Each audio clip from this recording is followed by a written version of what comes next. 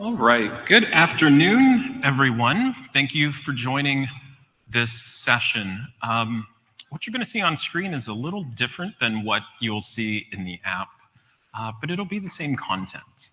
My name is Cassini Nazir. I always like to say Cassini like the space probe that crashed into Saturn in 2017. Nice knowing you. As well as Cassini like the fashion designer Oleg Cassini, his last name, my first name. I teach interaction design and user experience at the University of North Texas, and my research explores curiosity. How do we invite curiosity into experiences? When it does appear, how do we extend that experience as well? And maybe, just maybe, curiosity is the thing that brought you here today as well.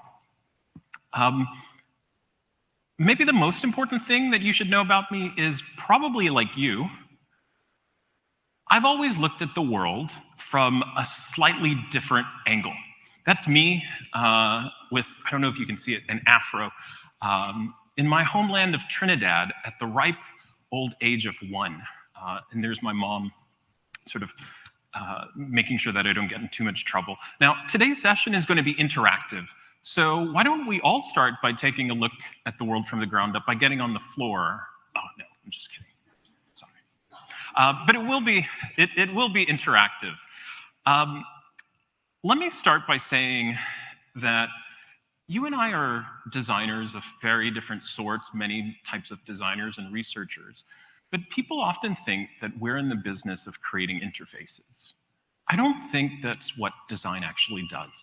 I think designers are actually in the business of designing memories.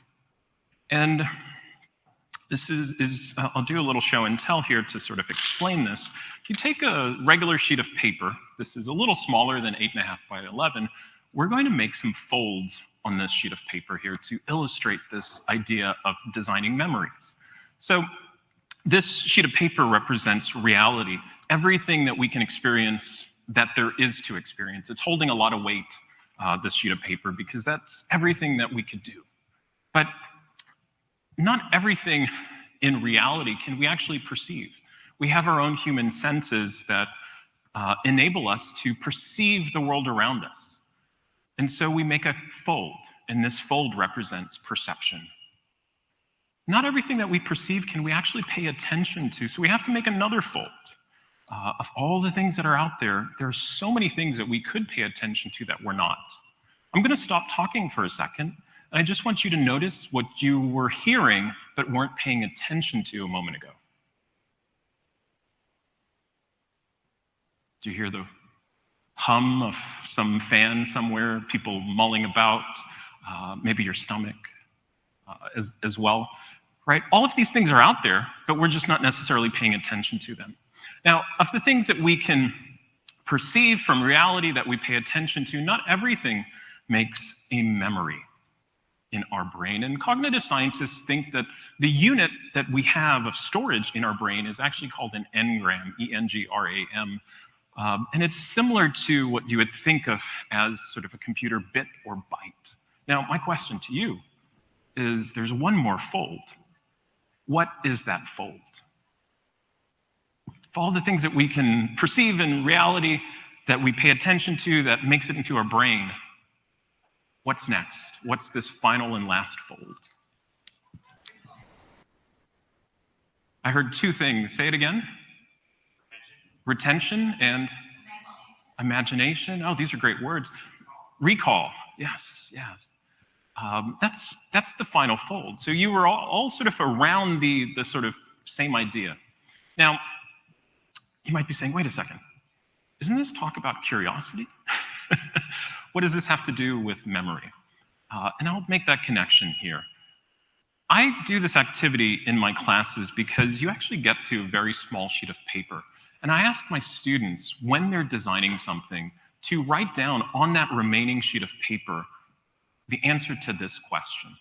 Long after the experience that I'm designing has passed, what's the memory that I want to remain with the user? And you only have this amount of space to write that in, because your ability to sort of formulate those memories is limited. And people will compress things down. Now, how is memory connected to curiosity? Well, As it turns out, creating moments of curiosity can be a powerful way to engage and to make things more memorable. We're going to explore that today. My work focuses on giving designers a first orientation to what I describe as this strange, fascinating, and fragile phenomenon of being curious. Today, we're going to explore two basic things. What is curiosity? Can we invite others to be curious? And I want to show you some examples from recent research that I've done as well. So if you've seen some of my work, if you've happened to chance upon it, there'll be some new things here that I haven't shown before. So let's dive right in. A word can mean many, many things across points in time. And if we were in sort of a graduate class, we would be exploring each of these authors to delve deeper into what curiosity is. For those of you who are interested in research, this gives you sort of a first place to start with that if you're interested. But curiosity has meant many things across many different fields. There's sort of a tone and tenor of curiosity and how it's changed across time. Curiosity tells us, psychology tells us how curiosity manifests. Education tells us how curiosity contributes to learning, and our field explores how experiences might intrigue. Now, we don't have time to get into these in detail, but there's a lot with when you begin delving into curiosity. But what is curiosity? Curiosity, defined by psychologists, is the recognition, pursuit, and desire to explore novel, uncertain, complex, and ambiguous events. Now, that's kind of a heady definition.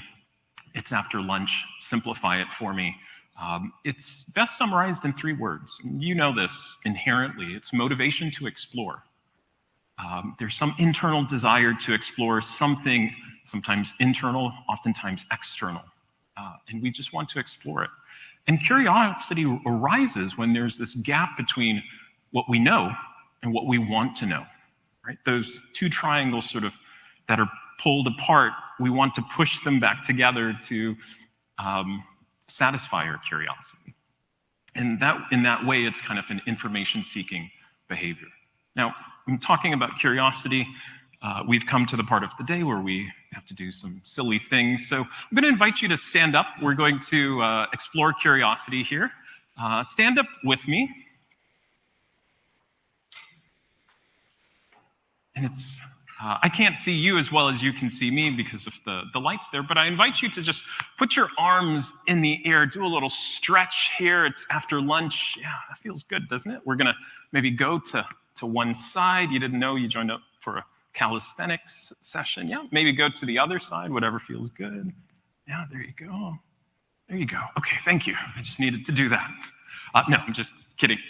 Keep standing. We're going to engage in an activity here. So I want you to put your right hand in the air, your index finger, your first finger, up like this. Yeah, very good. And what we're going to do is we're going to carve in the sky the direction that a clock goes. So we're going to go 12, 3, 6, 9, 12, 3, 6, 9. Yeah, there you go. Good. Your clocks don't look broken. Keep going. One time I did this, and somebody did this instead of sort of what you're doing right now, which is excellent. So keep going. Yeah, keep circling. Now, as you're continuing to circle in the direction that you're doing, I want you to slowly move your hand down. So we're going clockwise. Yeah, excellent. You're moving your hand slowly downward, sort of about where mine is right here is where we're going to end, but keep circling. Now take a look at your hand. Which direction is it turning? Have a seat. Let's decompress that. Now you might be scratching your head saying, wait a second, what just happened? What was I supposed to get from that? We saw the same thing from multiple perspectives. When I asked you to sort of stand up, do something silly, we saw, as we were doing it, we were carving out the direction a clock goes in the sky. But as we slowly changed our perspective, the same thing that we were looking at was the exact opposite.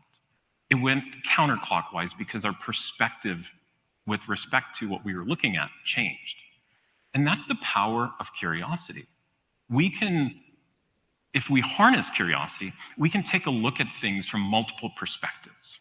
And this is why educators and others want to harness curiosity. If you can develop a creative climate, either through the state of curiosity, which is about processes and methods, or the trait of curiosity, bringing in people who generally have an abundance of curiosity. If you do that consistently and you allow it to formulate, then you can enhance creativity, which generally has this byproduct of creating an innovative environment.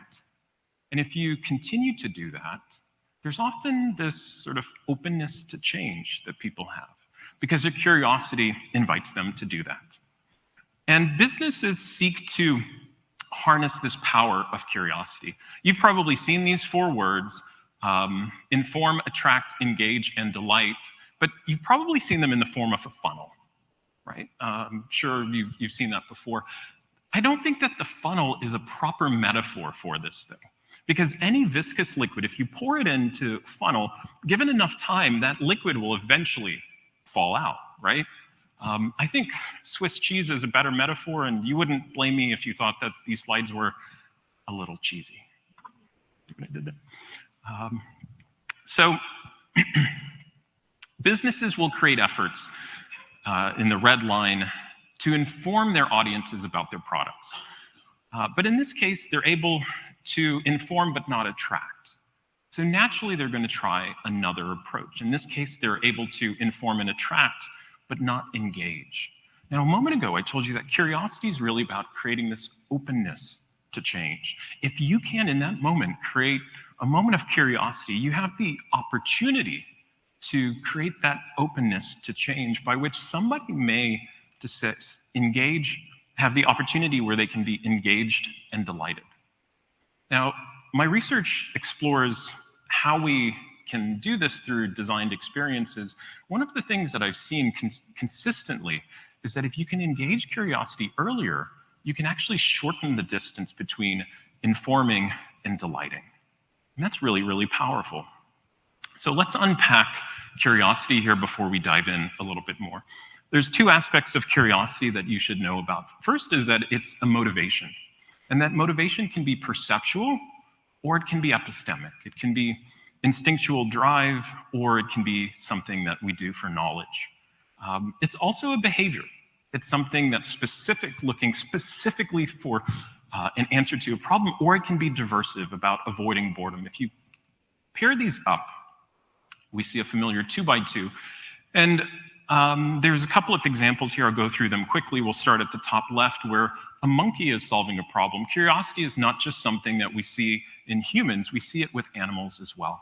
And with this example, there are plenty of videos on YouTube that you can go out and find where if you pop open just a little bit the pop top to a can of soda, a monkey's finger will find its way underneath and pop it open, which raises an interesting question.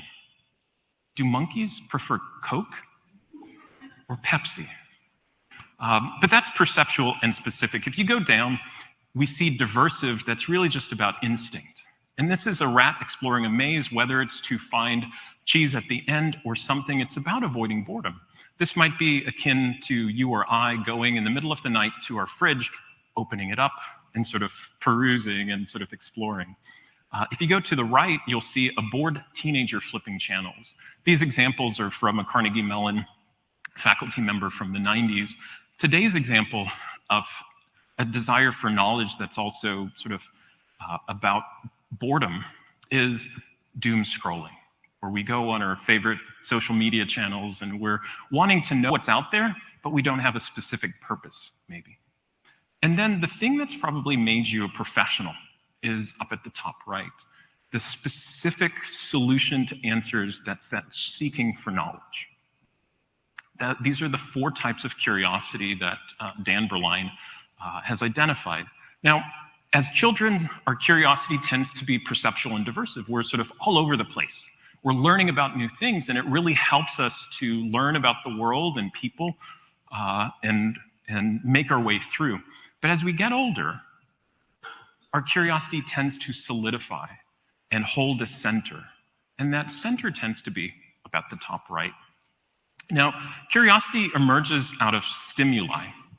Some of the stimuli is around what we consume, what we contribute to, and what we create. And those things sort of affect our curiosity. But our curiosity has a reciprocal effect in that it affects the things that those things are also affected by our curiosity. And there's this sort of ecosystem. And I'm not saying that those three things are the only things. There's probably others out there. But it's very much a balancing act. In your job, you probably have to consume content in order to do your job well. That's why you're at a conference. But you're also expected to contribute and create. Our field really requires us to create things and have products. And sometimes we like to do a little bit more contributing and creating, but eventually that sort of drops off, and we have to sort of find a way to balance these. And we tend to think of curiosity because of this. We tend to think of curiosity as something from the neck up, something that only happens in our brains and in our heads. I want to invite you, just very briefly, I want to invite you to do two things. First, I want you to sit like you're bored, right? What would that look like in your chairs? What would sitting like you're bored look like? For some of you, no different. No, just kidding. Right? You're slouching, like your body's a little bit more relaxed, maybe a little too relaxed, right? And it doesn't require much effort, right? Now, conversely, I want you to now try sitting like you're curious. What does that look like? Right? You had to reset yourself in your chair. Your back is in a different relationship to your hips, right? There's a physical posture to curiosity here that really, I want you to think of it as something that's whole body. And I don't have time to go through this in detail. This sort of corresponds to Daniel Kahneman's System 1 and System 2, where he's saying that System 1 is about fast thinking. It doesn't require much effort.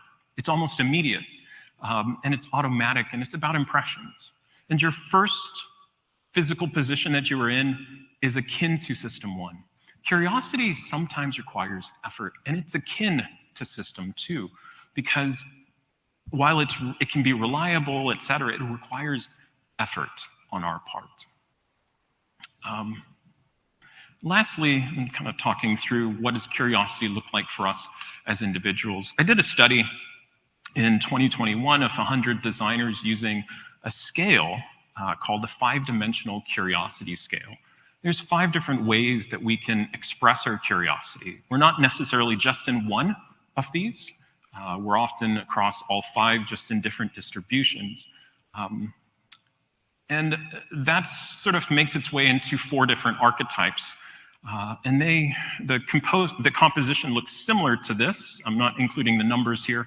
I'll give you a link to this at the end of the presentation. But we as designers, out of the 5 dimensions, joyous exploration, deprivation sensitivity, stress tolerance, social curiosity, or thrill seeking, we tend to be joyous explorers. That's sort of that curiosity for curiosity's sake. We also tend to be socially curious as a group of designers. The thing that we're least sort of adept at is stress tolerance. But that's okay, we love you nonetheless. So before I dive into how we invite curiosity, I'm often asked, what are things that we can do to be more curious? And so I almost describe these as, what are kettlebells that we can do for our curiosity? Here's the first thing. I want to make these really, really practical. I want you to try to use the phrase, tell me more. So what does that sound like? Oh, I'm glad you asked. That phrase, tell me more, is excellent, and I'm sure you use it if you do conduct research. It's sort of a neutral phrase that's very short, that allows the other person to continue the conversation, and it can uncover things that you may not have discovered before. So once again, what does that sound like? Oh, great, I'm glad you asked. Here's another. Try using the word else more frequently. Why else? How else? What else? Where else? Who else? In any other phrase, try to put that in there, because just because we found one answer to a problem that we're facing doesn't mean that that answer is robust enough to be comprehensive to everything that we're looking at. Are there other solutions out there? What does that sound like? Oh, great. I'm glad you asked. Thank you. A third thing that we can do and ask more frequently, whether in our personal lives or with people that we manage, is the phrase, what surprised you? Now, this signals two things. One, if you're doing this in a business environment, it means that you as a manager, when researchers are coming reporting back to you for their research, asking them what surprised you means that they really need to go out there and find something new that surprised them. If you do this consistently, people will begin to explore that question and go out and delve and look for new things. If you do this in your personal life, what surprised you can be powerful. Next year, I'll have been married 20 years, and when my wife says, okay, Mr. Curiosity, I know I'm in for trouble when that happens. But my wife had once told me, not too long ago, you're no longer as curious about me as you once were. And that really struck me whenever she said that, because it was really, really sort of a profound realization that, I'm curious in maybe ways that I need to balance, right? Going back to the seesaw that I was showing earlier.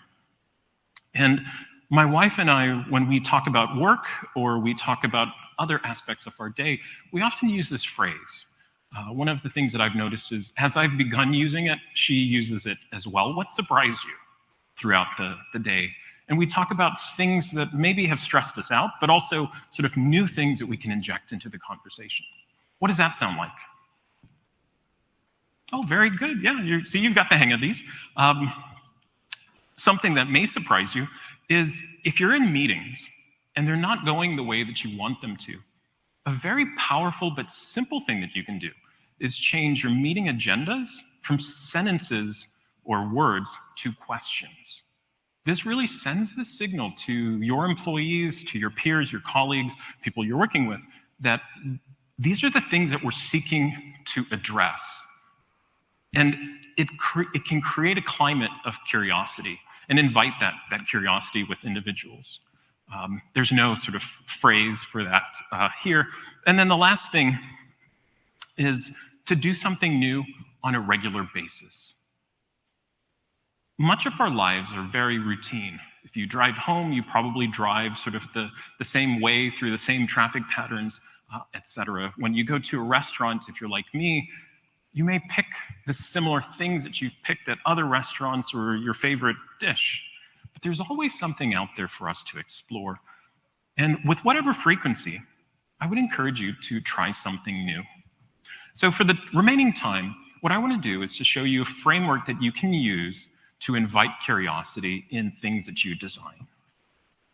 Coaxing curiosity to come forward can be challenging because when it does appear, it can either leave us scratching our heads in confusion, muttering, huh, to ourselves, or it can leave us scratching our chins, reflectively murmuring, to ourselves.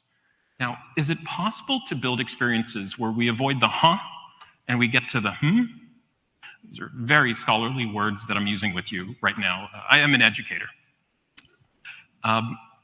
We start with an emotion. Curiosity is an emotion, so we have to start there. Robert Plutchik's Wheel of Emotions shows 8 basic emotions in the center that, when combined, yield 24 additional emotions here, and it's sort of like colors on a color wheel.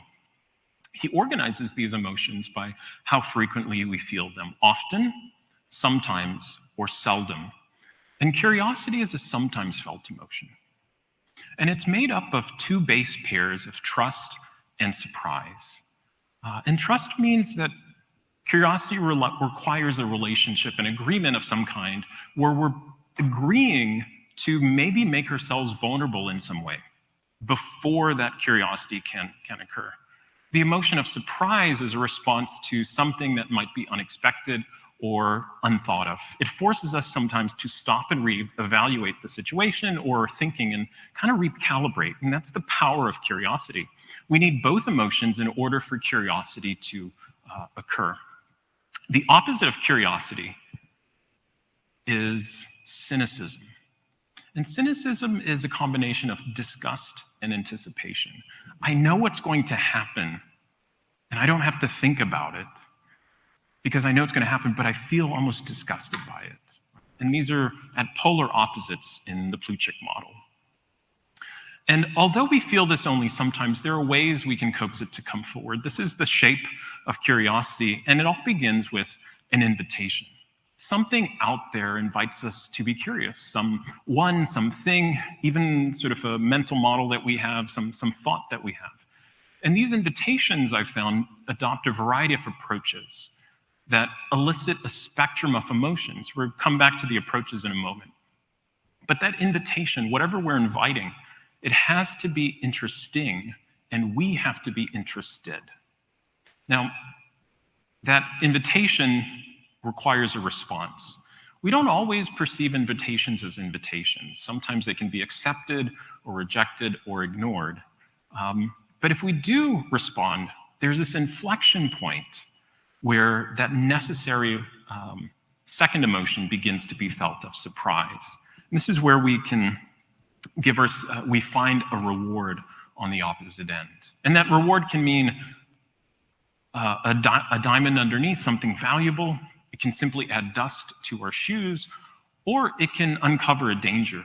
We don't know. It just requires the exercise of our curiosity. Now, you've probably used curiosity before. You may not know it. So again, the part of the day where we do silly things, I invite you to just put your hands to the side of your face like this. Yeah, you got it. There you go. Very good. And then your hands in front of you like this. Yeah, good. Now back to the side, back in front, and back to the side. There we go. And you can put your hands down. Now, if we had a young child in front of us that was looking directly at you, what did we just do?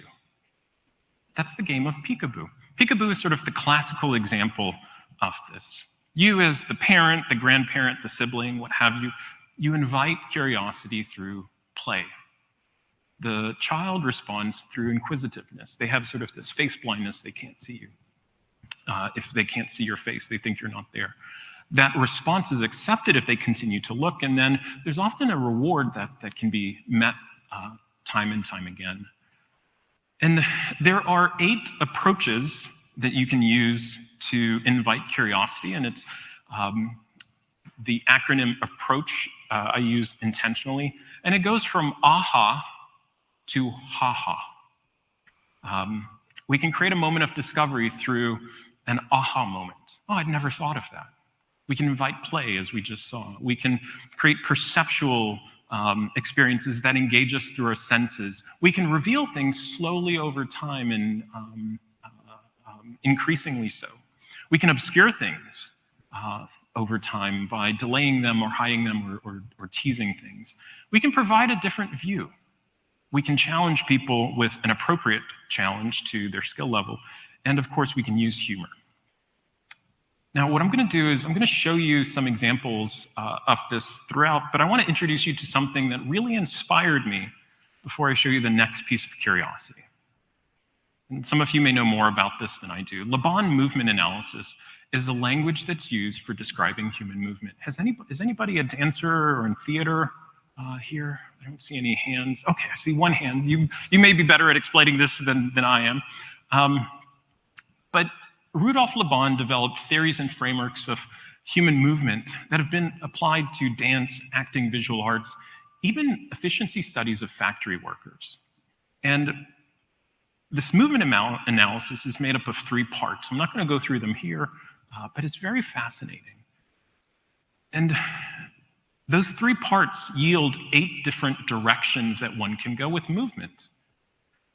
And this has been applied in various ways to interaction design perspectives. You may have already leapt to the reason that I'm showing you this.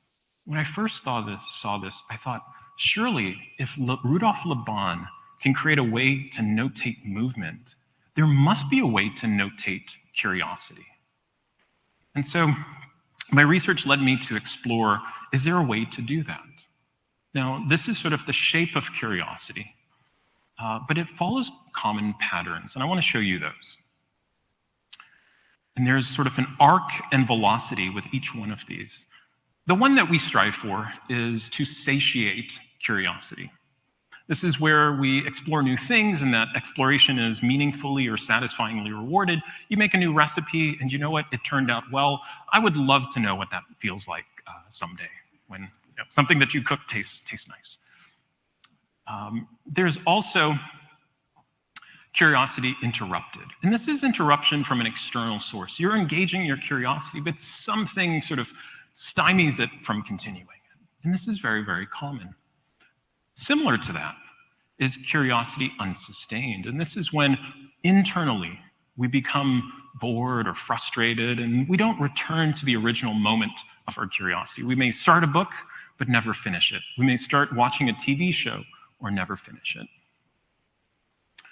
Additionally, there are moments of serendipitous curiosity. You may be at the grocery store and you see something that reminds you of home in the aisles, and it wasn't on your list. You may bump into somebody as well. It's an accidental thing that evokes your curiosity, and it wasn't a straight line necessarily. You may persevere through your curiosity. Those of us who enjoy complicated jigsaw puzzles, there's a perseverance that you have to have in order to do that. And it's slow but sustained. And lastly is sort of continuous curiosity, and that's in the peekaboo model that I showed you. Now, these are 6 ways that our curiosity manifests. These are 6 common patterns of how our curiosity manifests. And of course, continuous curiosity is what we strive to create. The question is, how have designers done that? So now what I'd like to do is to shift to showing you some examples of curiosity. Charles and Ray Eames are very famous designers from the early part of the 20th century. What you're looking at is a piece called the Solar Do-Nothing Machine. And this piece literally uses solar power to do nothing. They achieved check on both parts there, Charles and Ray Eames. It was meant only to absorb the sun's power and create these things that whirl. And this was in the late 50s, you can see there, 1957. And when Life magazine published about this, they described this as a forerunner to a future solar power machine. And what Charles and Ray Eames were trying to do here was to create moments where they can be playful and allow people to perceive, what does a solar power look like? How does it function? And trying to reveal a future that was coming through something that they were saying, this does nothing. Fill in the blanks for what solar power could do. And if they were successful, people came up with alternatives to, what might that look like? Is it possible to have vehicles or other things that rely on solar power? There was also sort of a serendipitous curiosity. If somebody remembered seeing this in 1957 and saw some of the changes that were coming 15, 20 years later with sort of early commercialized solar power, they might remember, oh yeah, I remember seeing this thing in the late 50s or hearing about this. And then of course, the opposite is also true, that people might have seen it, not been interested, and that was it. That's always a possibility. The next example requires you to recall what an atom looks like, the smallest building blocks of nature.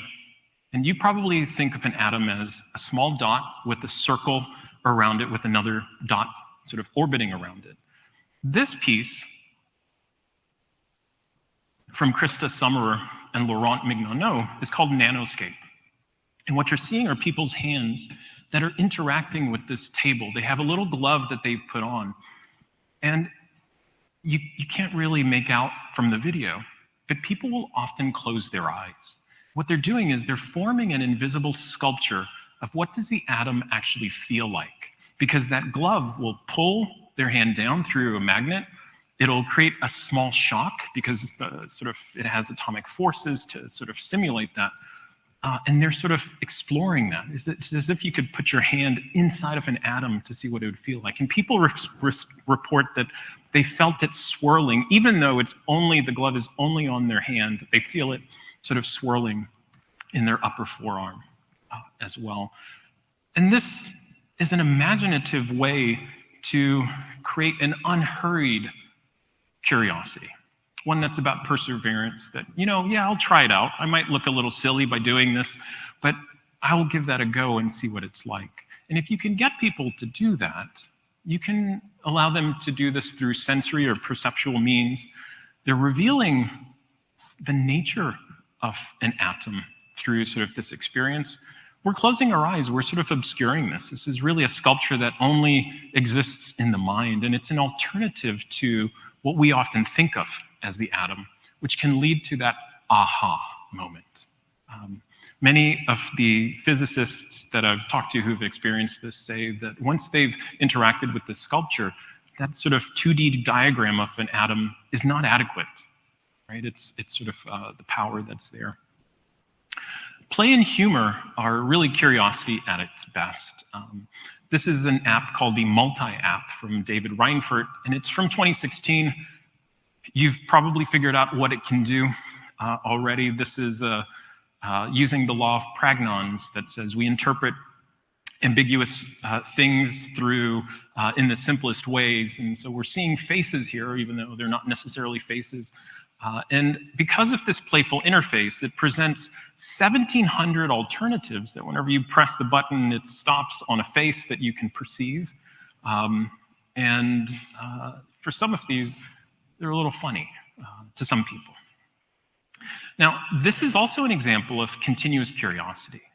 You're sort of exploring very quickly because the threshold to interact is very, very low. All you do is press the interface and then you press it again to start and stop. But it can also be an example of interrupted curiosity because it's on a mobile phone. And it's very easy to get distracted by notifications, as you well know, on our mobile devices. Now, these are examples from other designers of this very simple invitation response reward pattern.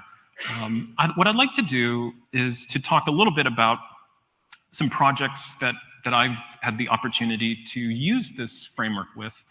The first is a project that my students and I did this past spring with CVS Health and Signify Health, exploring how do we build trust during in-home health evaluations. We had the opportunity in 2022 to prototype an exhibit that we're hoping that will continue for the Astro 1 space mission. There may be folks here that are old enough to remember or have heard of the Challenger space mission that was the first mission in NASA's 25-year history where the space shuttle exploded. Astro 1 was the space shuttle that followed the Challenger. So there were unique obstacles that they had to overcome and expectations. And I've done work with automotive maker to explore how do we lengthen the driving years for the elderly through curiosity? Can we invite curiosity about healthier behaviors? So I'd like to talk through the first project, but in order to do that, I am an educator, so pop quiz. What are those two aspects of curiosity? What was the first one? Oh, very good. And what was the second one? Oh, wow, you surprised me. Very, very good. So yes, you aced that. It's trust and surprise. Trust is important. And for the project with Signify Health, we were really trying to uncover how do we build trust? And as I said earlier, trust is necessary for curiosity to happen. So by exploring academic research, which can be very dry and difficult to distill, we happened upon something from somebody actually here in Florida, Sean Burke and colleagues, that distilled this 40 years of research on trust into 3 attributes. Trust can be summarized by one's ability, their integrity, and their benevolence. Ability is that set of skills or characteristics that enable them to have influence. Integrity is our perception that this person adheres to a set of principles that at least sort of is congruent with mine. And then benevolence, that they demonstrate genuine care and concern for people around them. And we began exploring if we were to put numbers to these things, you can come up with a score. The ideal is somebody that's high in all attributes. So this goes from 1 to 10 scales, with 10 being the best. So the ideal score is 1,000. Now, this tells you more about me. Maybe you have better examples, but the only person I could think of was Captain Picard from Star Trek: The Next Generation, right? Maybe you have better examples. I would love to hear those. But you can score high on 2 and low on 1, and you still have a decent score.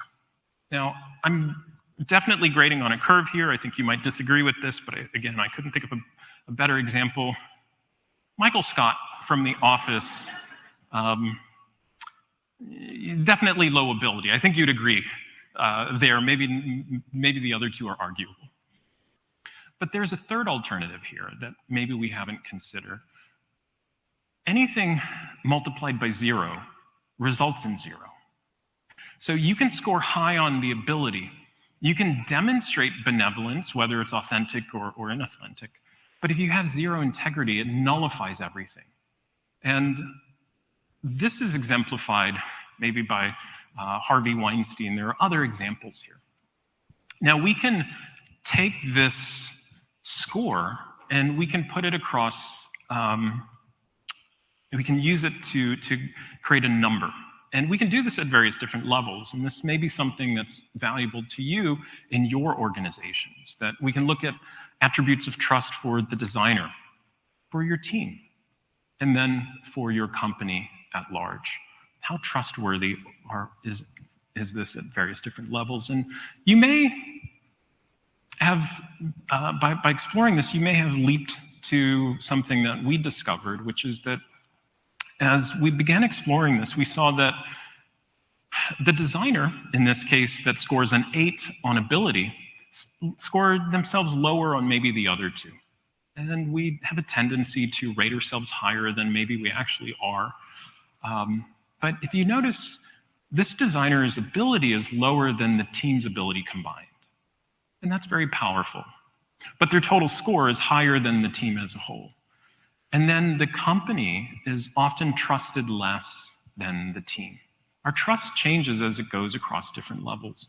And so when I work with companies that are saying, we would like our people to be more curious, this is a directional thing that we can use to spur conversations. This is not sort of like a blood test that gives you an accurate measurement. This is about perceptions, relative perceptions across the organization. So that's one small project as well.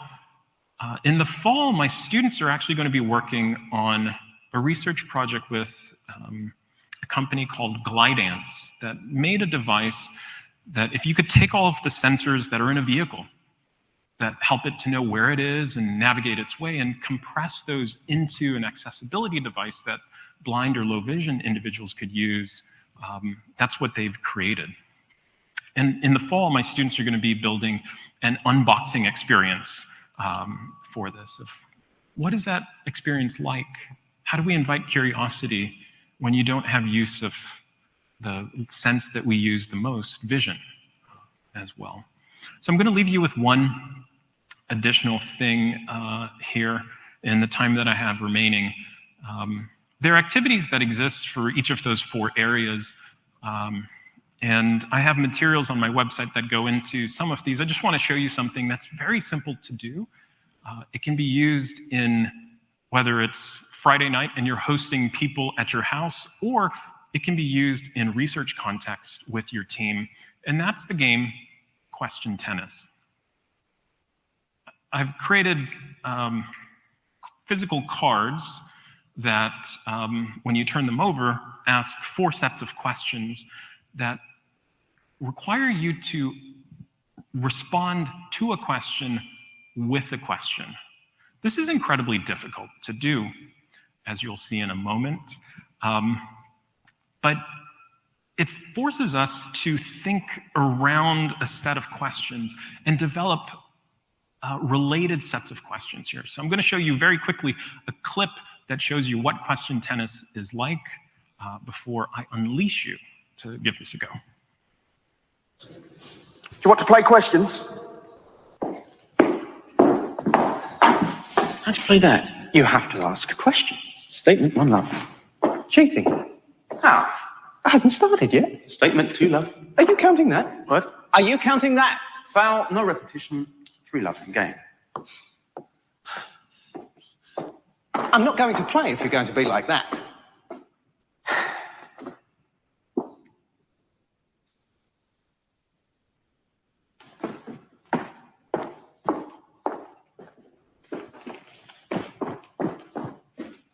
Who's serve?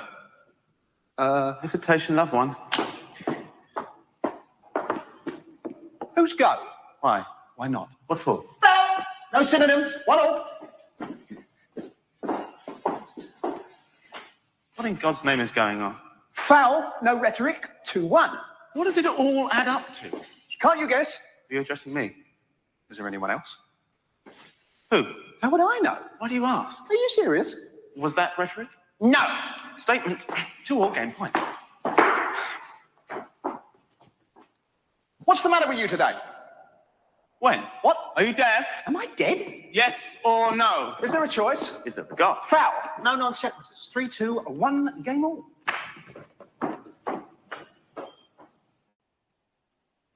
What's your name? What's yours?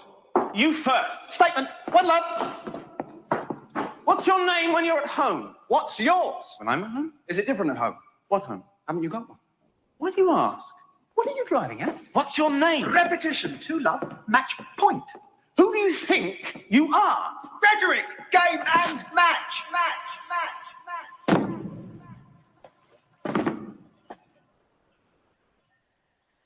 This very silly game is actually quite powerful. I start my classes sometimes with question tennis because, especially when we're doing research, we can delve into our how might we without sort of searching for what are similar or related things to that topic.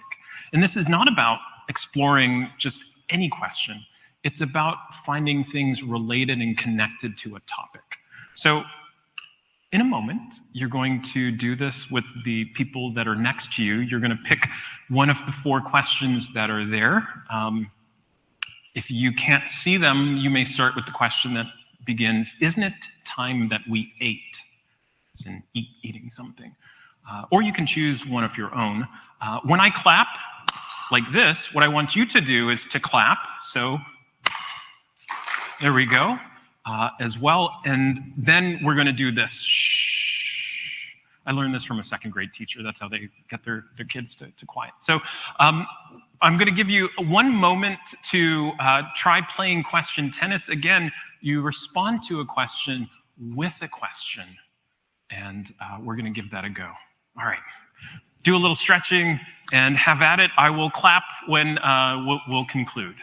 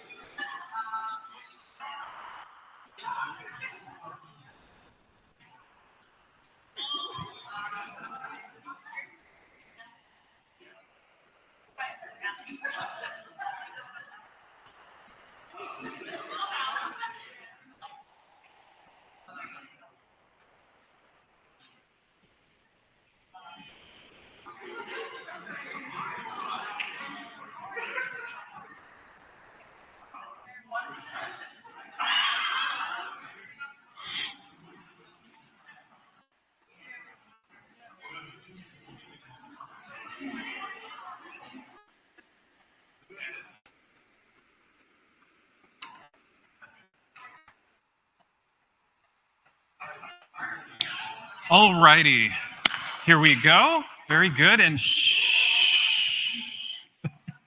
it works. It works very well. Just directionally, was that easy? You said that very quickly. It can be a fun way to exercise our curiosity. Again, what are kettlebells for curiosity? Asking more questions, getting into that habit is really important. Did you find yourself very early on wanting to fight that response of answering with what's a question that's related, right? It'll become automatic here. Not all questions are made equal. Dan Brown identifies 5 different types of questions here: questions that validate, questions that plumb, questions that clarify, that prime, or that open possibilities, and he's rooting these specifically in user research context. This can be applied outside of that space as well, but this is a very powerful thing. Now, we started by folding a sheet of paper and asking, what's the memory that we wish to remain? Well, the memory that I want to remain in your head is that curiosity is everywhere. It's all around us. It's in the middle of things. And it's there if we look for it. Can it also be found in you? Thank you for joining this session. If you'd like to get in contact with me, here are a couple of ways. I think we've got a little bit of time for questions here as well. Thank you.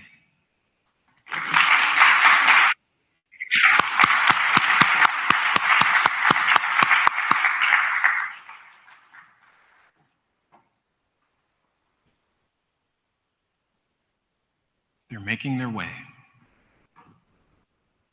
and getting some steps. Thank you. I love the angle, the way to describe curiosity and asking questions and keeping the ideas flowing.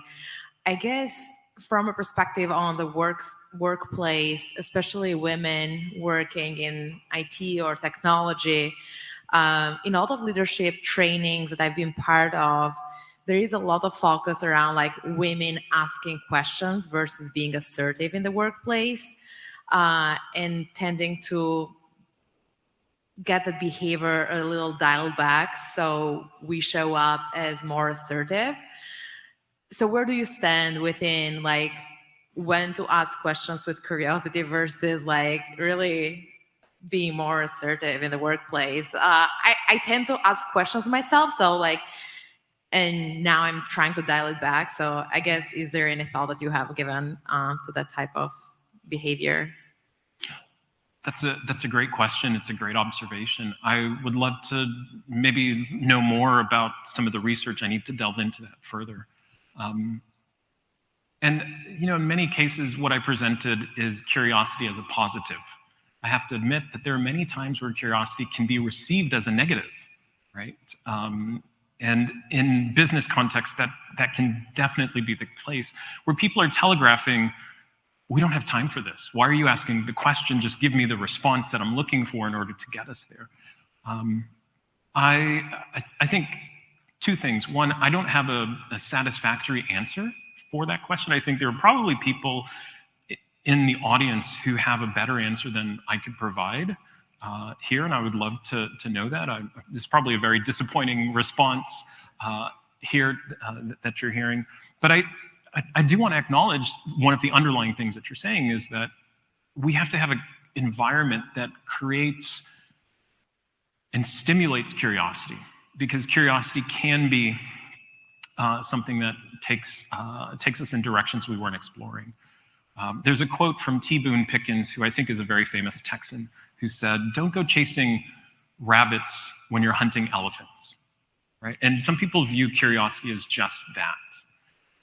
But I think questions that really are revealing can be powerful because it forces the person to really stop if they're taking the question, at sort of face value and trying to engage with it. And can be a powerful way, but it has to really be sort of met with management and sort of cultural structures as well. I would love to chat with you more afterwards. I wish I had a better answer for you, but I should have said, I don't know. Now you're thinking, should I ask him a question? Thank you so much for this wonderful talk. I'm like so moved by everything. I'm still kind of forming this question, but just hearing your talk made me thought of empathy. That is such a well like communicated term in our life. And I was also talking with other researchers about how empathy is such an invisible quality in UX researchers or designers that are almost like one of the qualities that made us unique from other researchers is this kind of like intrinsic curiosity, as well as this warmth and empathy in us. So I'm just wondering, like, in your opinion, what do you consider empathy is from a curiosity perspective, and what do you think is the link between those two? Wow, great question. I have a paper that might, I'm an academic, we have to write papers. But in the same way that that table that you're sitting in front of, it's important to know what are the edges so that you can lean your hands on or put your laptop on.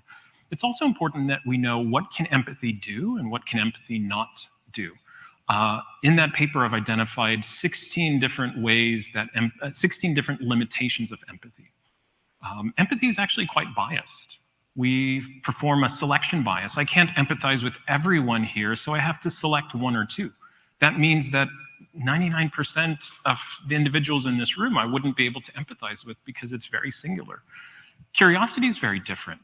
Curiosity allows us to explore things more broadly and overcomes a lot of those limitations. One of the things as well is that we only feel empathy for people. We don't feel empathy for things. We don't feel it for places as well. And that, I think, is becoming a more important thing, that we develop a sense of relationship to places and things. And I didn't talk about it here, but the word curiosity actually comes to us through Latin, and its original meaning was care, C-A-R-E. And it's a powerful way that we can demonstrate care. That's essentially what my wife, in the story that I told you earlier, was communicating. You're not showing me that you care in the same way that you did. And I think empathy is hugely important. But if we have empathy, but we don't have curiosity, and we don't have a sense of care, we're not doing enough. Yeah. I think we've got a question here. It says 0 on the time here, so I want to be respectful if you... okay, this will be the last question. Very brief question, hopefully. As you talk about curiosity, I'm wondering, have you looked at how people who have satisfied or experienced outcomes of curiosity share those with others? Do they pass on curiosity? Ooh, how do we make our curiosity social of sorts? How do we share our curiosity? There's a wonderful book called The Politics of Curiosity by Perry Zern that sort of shows the sort of positives and negatives of curiosity. But we tend to think of, I'm just going to be curious, it's only me, it's not going to affect others. But, if you think about it, we're living in a world where we're standing on the shoulders of past individuals' curiosity. French cooking changed when somebody said, I'm going to take an egg and I'm going to cook with it, right? Our world has changed because of past individuals' curiosity. In many ways, that curiosity is a relationship to our own personalities. Are we going to share it with the world around us through social media, or sort of the three most closest people that we have? We have many avenues for that. My research hasn't sort of explored that aspect as yet. But it is important to remind ourselves that curiosity is a social phenomenon, that our curiosity is not neutral in many ways, and is kind of culturally determined as well. What we're curious about may be very different than what others on the other side of the globe or at different times may be curious about as well. I look forward to chatting with you as well. Thank you for your time, and hope you enjoy the rest of the conference.